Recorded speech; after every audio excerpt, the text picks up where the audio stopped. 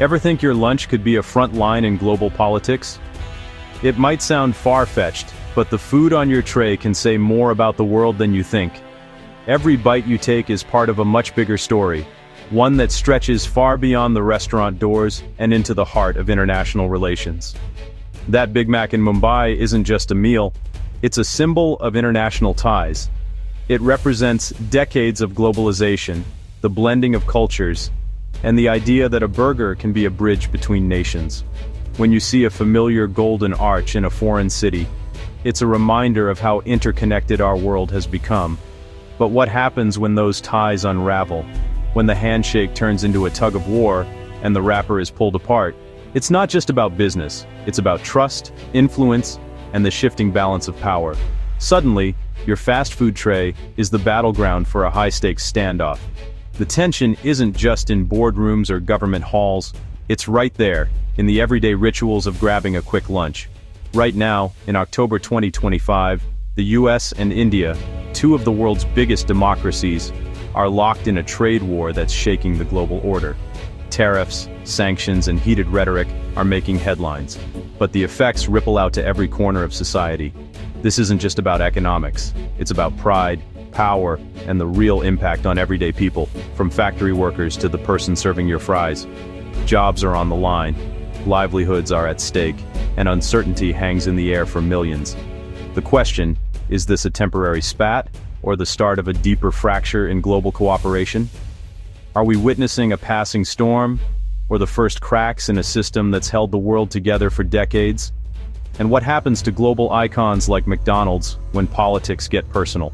When a brand that once stood for unity and convenience suddenly becomes a casualty of conflict, it's not just a business story, it's a cultural one. Let's dig in, because the future of your lunch and maybe the world is on the line. The choices made in boardrooms and government offices could change what's on your plate tomorrow. So, next time you unwrap a burger, remember, you're not just eating lunch, you're taking a bite out of history. The US-India relationship has always been a mix of promise and tension, a partnership marked by both ambition and unease. For decades, the two countries have circled each other, sometimes as allies, sometimes as rivals, each hoping to find common ground, but often stumbling over old grievances and new ambitions. It's a bit like cousins trying to be best friends at a family reunion, but with a long history of misunderstandings and a suitcase full of baggage that's hard to ignore. In the early 2000s, things looked bright. The world watched as India's economy opened up, and the US saw a new partner in the making. American companies, eager to tap into India's billion-plus consumers, poured in investments and set up shop, hoping to ride the wave of a rising middle class. Meanwhile, Indian IT and manufacturing firms found new opportunities in the US market, sending skilled workers and innovative products across the ocean. But beneath the optimism, friction simmered. Disagreements over tariffs, intellectual property rights, and the need to protect local industries began to surface, threatening to overshadow the progress. For India, shielding small farmers and family-run businesses from global giants wasn't just about economics. It was about preserving a way of life, a sense of national identity, and the livelihoods of millions. Years of negotiations, summits, and backroom deals failed to resolve these deep-rooted issues. Each round ended with more questions than answers. 5 rounds of high-stakes trade talks ended in deadlock, with both sides digging in and refusing to budge on key demands. Trust was cracking, and it became clear that one wrong move could turn this slow diplomatic dance into a full-blown brawl, with consequences for both nations and the world economy. That moment finally arrived in the summer of 2025, when tensions boiled over, and the world watched as two economic giants prepared to clash. The stage was set for a dramatic showdown, one that would test not just trade policies, but the very nature of the US-India relationship. Every conflict has a tipping point. For US-India trade, it was August 6, 2025. President Trump doubled tariffs on Indian imports, from 25% to a punishing 50%, citing India's discounted oil deals with Russia. The message, do business with our adversaries, pay the price with us.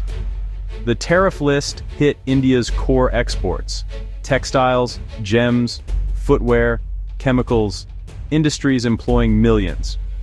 For many Indian businesses, this was an existential threat. Markets tumbled, the rupee fell, and the diplomatic partnership took a direct hit. India, once a key US ally in Asia, now found itself in the crosshairs. The gloves were off. The trade war was real. India's response was swift and loud, a nationwide boycott of American brands. Led by figures like Baba Ramdev, the call was clear: don't buy Pepsi, Coke, Subway, KFC, or McDonald's. The boycott became a patriotic act, echoing the Quit India movement against the British. Prime Minister Modi seized the moment, urging Indians to embrace Swadeshi, self-reliance and local products. Nationalist groups fueled the fire, organizing protests and promoting Indian alternatives. The hashtag, Boycott Yes Brands, trended for days. For many, the tariffs felt like betrayal. Swadeshi became an urgent rallying cry. The message to American corporations: brace for impact. The storm was coming. For McDonald's, India is a gold mine, millions of young, hungry customers. But now, the golden arches are a target. The question isn't growth, but survival. Baba Ramdev's boycott call made eating at McDonald's feel unpatriotic. Grassroots anger is harder to fight than government rules. It strikes at the heart of a brand's relationship with its customers. McDonald's spent years adapting to Indian tastes, but a wave of nationalism could undo it all. US brands like PepsiCo face the same dilemma. Stay silent or highlight their local ties. Any misstep could backfire. No data yet shows a sales crash, but the risk is real. In India, McDonald's is more than a restaurant. It's an embassy of American culture. Now, its fate depends on diplomacy, not just burgers. This trade war's shockwaves are rippling across Asia.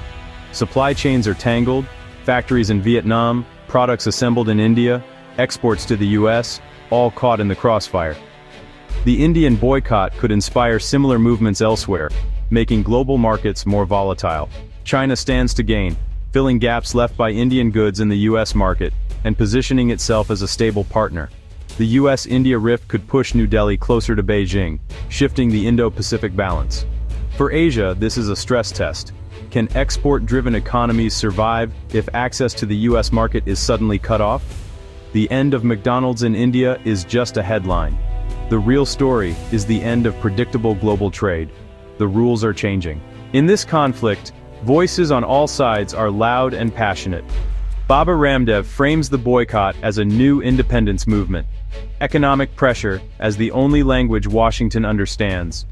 President Trump, blunt as ever, accuses India of profiting off Russian oil and vows to raise tariffs. Prime Minister Modi calls for unity and resilience, promising to protect Indian entrepreneurs and farmers. Grassroots leaders like Ashwani Mahajan see a shift.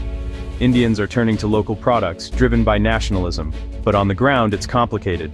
Some embrace the boycott, others stick with familiar brands. The real battle is between patriotism and pragmatism. This is where the conflict will be decided in the choices of everyday people. The stakes are personal. While the US and India clash, China quietly stands to benefit. The new tariffs make Indian goods pricier in the US, opening the door for Chinese manufacturers. American importers may have no choice but to turn back to China.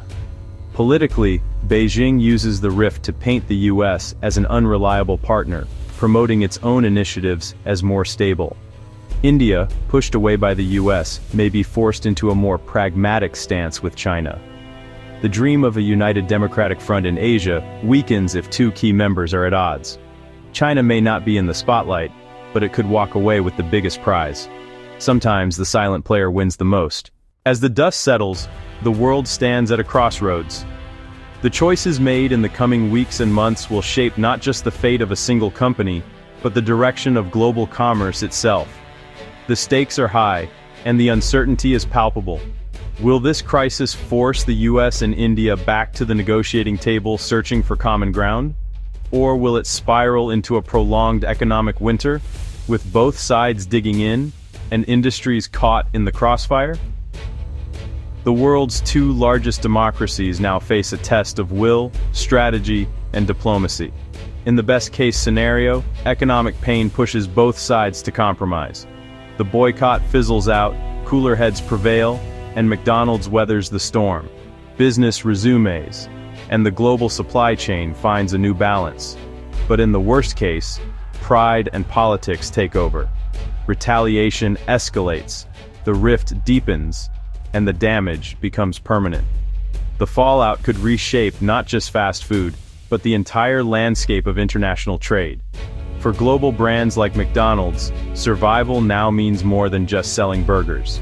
It means doubling down on local identity, emphasizing Indian supply chains, supporting local farmers, and building genuine community ties. The ability to adapt and localize could be the difference between thriving and fading away. The key question remains, can they truly convince Indians that a Big Mac is as local as samosas or chai? Winning hearts and minds may matter as much as winning market share. Watch the diplomatic signals, the shifting trade numbers, and the public mood. Every headline, every policy shift, and every consumer reaction will send ripples through the global economy. Is this just a passing storm?